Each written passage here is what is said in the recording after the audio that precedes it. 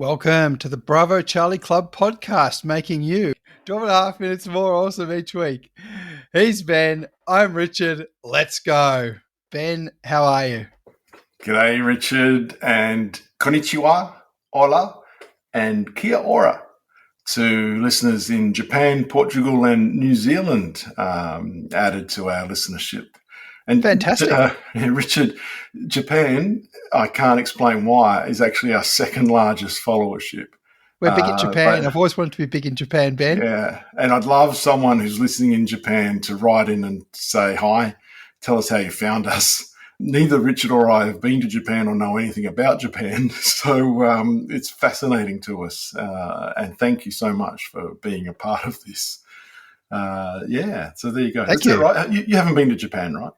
Well, not really. I mean, I've been there 48 hours on a stopover between A and B, but I guess you have been to Japan. So somewhat, but not really explored very much. Yeah, fair call. But a country I'd love to visit sometime.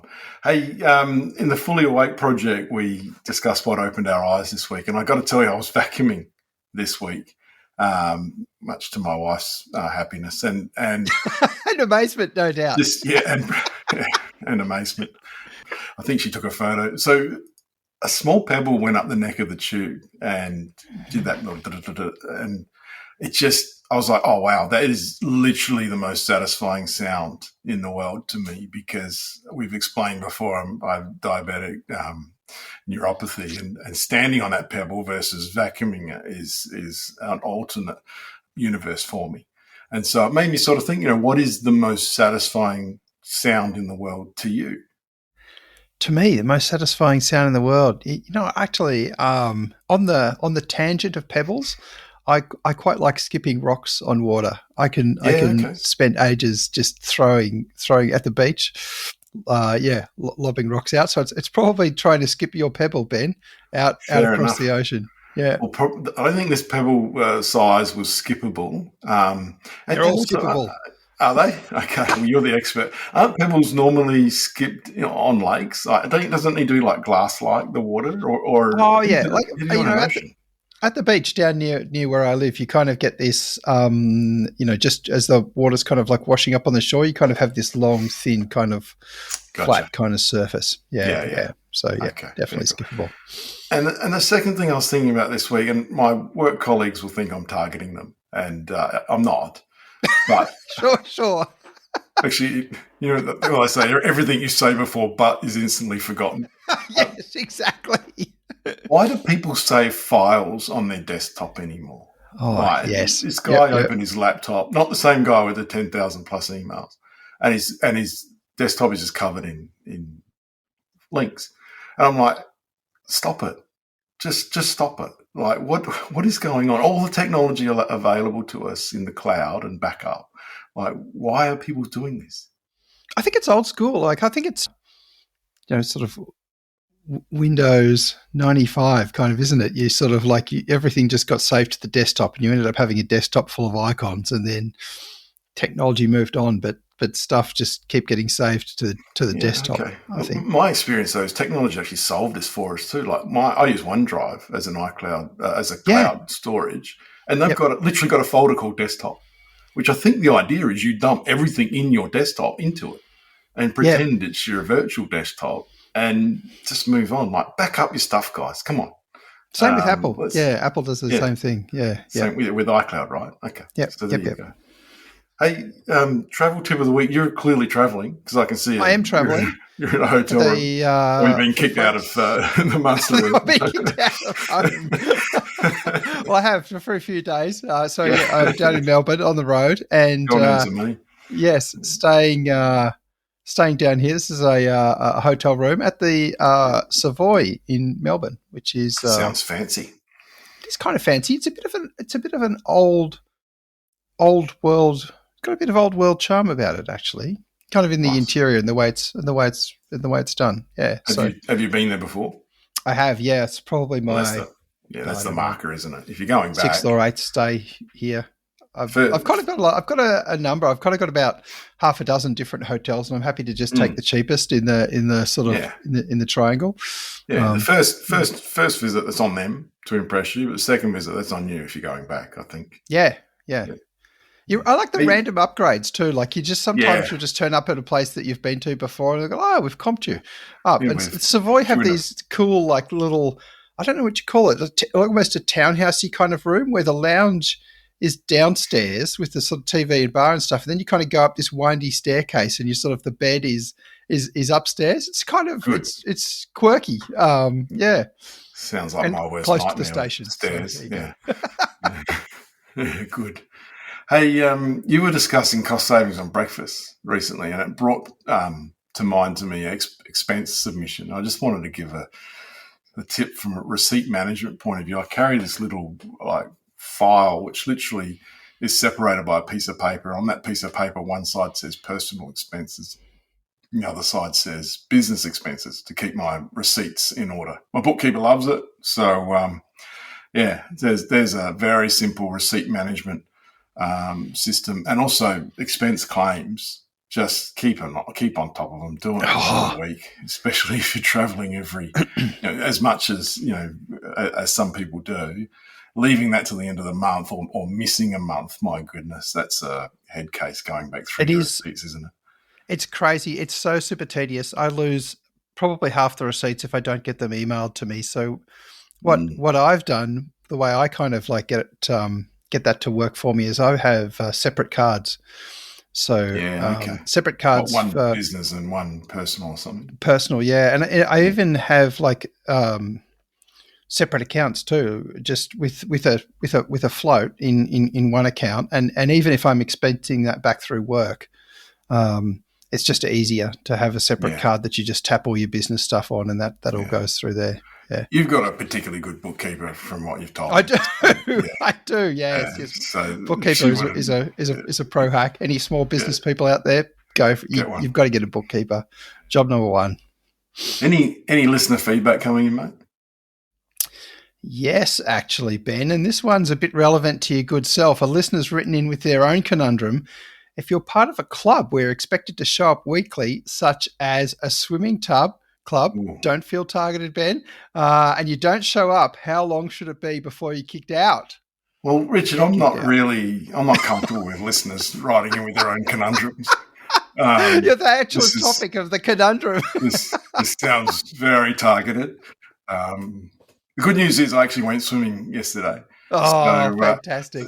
So whatever the clock is, if it's been reset. It's reset. So, it's ticked over. Yep. Yeah. Hey, in a recent episode, you dodged that one. Yeah, dodged. Gone. You posed a question about how many books you could buy. Sunduku was the Japanese word for it. And a listener wanted to know if you had any book recommendations. Clearly, you're a well-read, or you're a well-book bought. Well-stocked. Yeah. Well-read might be talking it up. Have you got any book recommendations to share? I have, actually. So the most recent book I've finished is Gary Vee's latest book, Day Trading Attention, and I found that interesting and fascinating. It's kind of the real crux of the book is about how social media and the social graph has changed on pretty much all social networks, from sort of tracking you and your friends to tracking interests. So I guess social media platforms, and I guess TikTok was the leader in this, have worked out that tracking your interests is going to increase engagement and lead to more time on the platform than tracking your sort of social graph. And so pretty much all the platforms have moved towards tracking your interests. So, if you're into baseball and Netflix and something else, and your mate's into F1 and basketball and what have you, then you're going to get the things that interest you, and you're going to get the things they're going to get the things that interest them, and you get some crossover, but tracking interest. And so I found that interesting, found that fascinating for us, Ben, on our podcasting journey. Yeah, so you and I aren't getting the same feed, basically, even though we're friends, and previously it's been targeted so that your friend group, your community group would be seeing similar sort of items, whether it's a new meal, a dishwasher or whatever. But you're saying now it's a bit more specific, a bit more scientific, and whatever you're clicking through on is being tracked. And now the marketing, wow, interesting. The platforms work out what you're interested in and show you more of that in an effort to really increase on-platform engagement. And that's the name's a bit misdirectional because day trading attention sort of in my generation sort of talks to options and stocks and things like that. But you're saying this is just I think the thing is, I think that the title of Gary Vee's book about is as you start producing content and I guess deploying items of content into these platforms, you're moving from a content consumer to a content producer as a sort of a person who's watching. And so to do that, you sort of start to follow how the algorithms work and you start to unpack things so that you're making things that can connect with an audience, right? And so if you understand the crux of it, that it's an interest graph, not a social graph, the sort of things that fall out from that is number of followers really isn't relevant. It's the quality of the content and how it can connect with the audience that becomes more important. I'm going to hang on to that for our podcast then. Yeah, well, and so like as a relative unknown, if you make a killer piece of content, say using some kind of AI content clip generator or whatever, you can outperform someone who's got 500,000 followers which you don't need the followers anymore. It just needs to be interesting. You got to have the bait and the hook and all those sorts of the pro things. But fascinating. Anyway, that was my book. How about yourself, Ben? Matthew McConaughey's Green Lights. Bonus points if you get him to read it to you on Audible. Did he actually read it? Does he? Yes, yeah. A link. I'll drop a link in the show notes. I love his accent. He's a fun actor too, and but the book's great. And he has an Australian association there for our local listeners too. Does he? Yeah. So I'm not going to give anything away. Worth a look. Hey, he's an interesting guy. I've seen a couple of interviews with him on various podcasts and other sorts of things, and he's so plain speaking about things, like not only the hard work, but his journey. And I think the thing that stands out to me is he just appears to care. Yeah. And that old adage, no one cares how much you know until they know how much you care. That's good. I've stuck with that for a long time, and he seems to care. So I think he does.